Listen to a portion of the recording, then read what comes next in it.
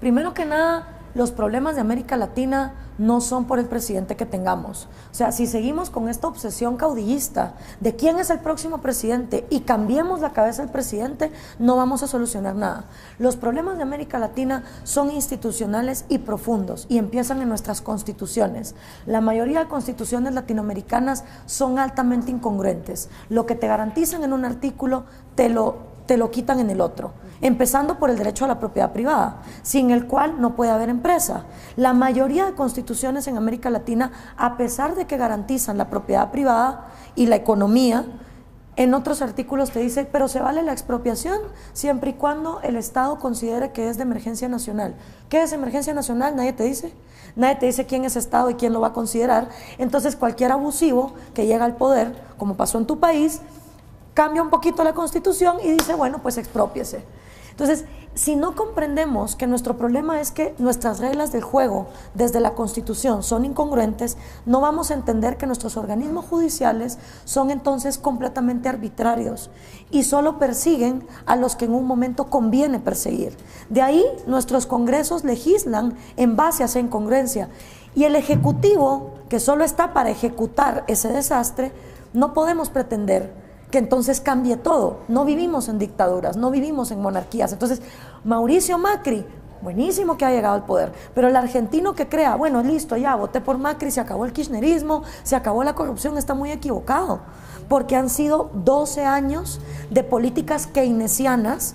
¿Cuáles eran las políticas keynesianas? Arriesgar el largo plazo en nombre del corto. ¿Qué decía Keynes? A largo plazo todos vamos a estar muertos, así que despilfarremos, así que inflemos la moneda.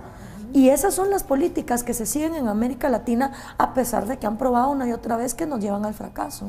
Pero imaginemos, supongamos que los empresarios que tienen ese concepto, el deber ser, ellos conocen el derecho de la propiedad privada, ellos conocen los términos económicos. ¿No sería la buena figura que debería existir para conducir un gobierno y un país?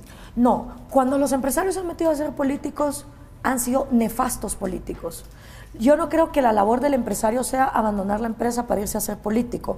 Yo creo que la labor del empresario es apostar por la batalla de las ideas y poner su boca donde están sus intereses. ¿Quién es el más interesado en un país en que se preserve el derecho a la propiedad privada, el derecho a la libertad de comercio? El empresario. Entonces, así como hay responsabilidad social empresarial, debe haber responsabilidad cívica empresarial, sobre todo en países que tienen tan poca institucionalidad como los nuestros. Y yo creo que la labor del empresario es apostar por los tanques de pensamiento, por los liderazgos, por los activistas que sí se especialicen en estudiar política, filosofía, historia, además de economía, para que entonces se dé la batalla de las ideas y se dé la batalla política desde esa manera. No creo que la labor del empresario sea dejar la empresa para saltar a ser político, porque tampoco es lo mismo. Recordemos que el Estado no produce nada. Todo centavo que tiene el Estado es porque primero alguien se lo sudó. Y la segunda labor que tiene el empresario de verdad, el que realmente le apuesta a la libertad económica, el que no le tiene miedo a la libre competencia, es desenmarcarse del empresario. El empresario es aquel que levanta el teléfono y le pide al burócrata un proteccionismo, un subsidio, un arancel, una traba para el que viene de fuera. Ese empresario es el que le tiene pánico a la libre competencia, le tiene pánico a dejarse hacia la voluntad del consumidor y que sea el consumidor el que decida. Y muchas veces en América Latina se resiente el tener plata y a la gente rica, porque mucha de esa gente ha llegado ahí no por méritos propios, sino por recibir un monopolio, un subsidio, un favor por parte de un político gobernante. Si en América Latina no hacemos la diferencia entre empresario y empresario, vamos a seguir condenando a los buenos elementos a ser tachados por la sociedad como unos malditos explotadores. Bueno, el primero es que el gobierno crea empleos. El gobierno no crea empleos. Las empresas crean empleos y el harto trabajo del gobierno no es otro más que garantizar esas condiciones de seguridad e igualdad ante la ley que atraigan la inversión. Nadie va a llegar a invertir en un país donde hay constantes violaciones a los derechos y a los contratos.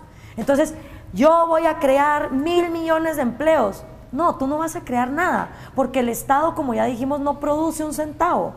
El segundo es gratis. O sea, se habla de escuelas gratis, hospitales gratis, comida gratis. Yo no sé la última vez que alguien vio de un árbol brotar un hospital o de la tierra mágicamente salir una escuela. No, para crear todas esas cosas hay que pagar plata. Bueno, durante la mayor parte de la época de la historia de la humanidad teníamos otro sistema, que era la esclavitud, donde no se le pagaba a nadie nada, sino que se esclavizaba un montón de gente, vaya a construirme pirámides, vaya a construirme templos.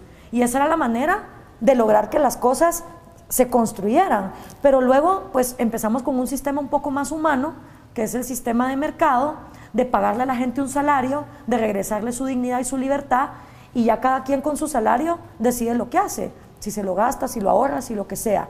Entonces, para crear escuelas hay que pagar salarios, hay que pagar maestras, recepcionistas, secretarias, pupitres, libros. Para pagar hospitales hay que pagar doctores, hay que pagar enfermeras, hay que pagar equipo, a menos que la gente quiera que esclavicemos a toda esa gente y que todo el mundo trabaje ahí sí como esclavo.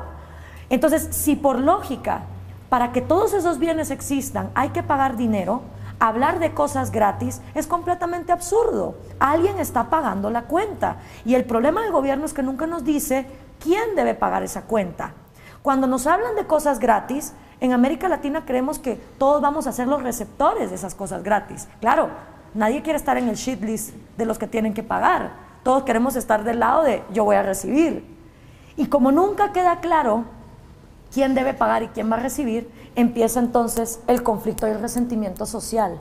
Y ese es el caldo de cultivo más grande para que esos clichés se sigan manteniendo.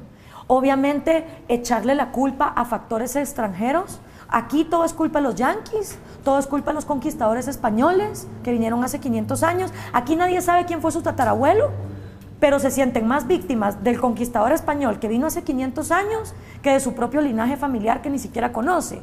Entonces, en esos clichés, en esa perpetuación del complejo de víctimas, de llevar la pobreza hacia una calidad virtuosa, de hablar de cuestiones gratis, se sigue manteniendo el mismo discurso y por eso el socialismo es un zombie que sigue reviviendo a pesar de que ha quedado demostrado que donde se apliquen esas recetas son un fracaso.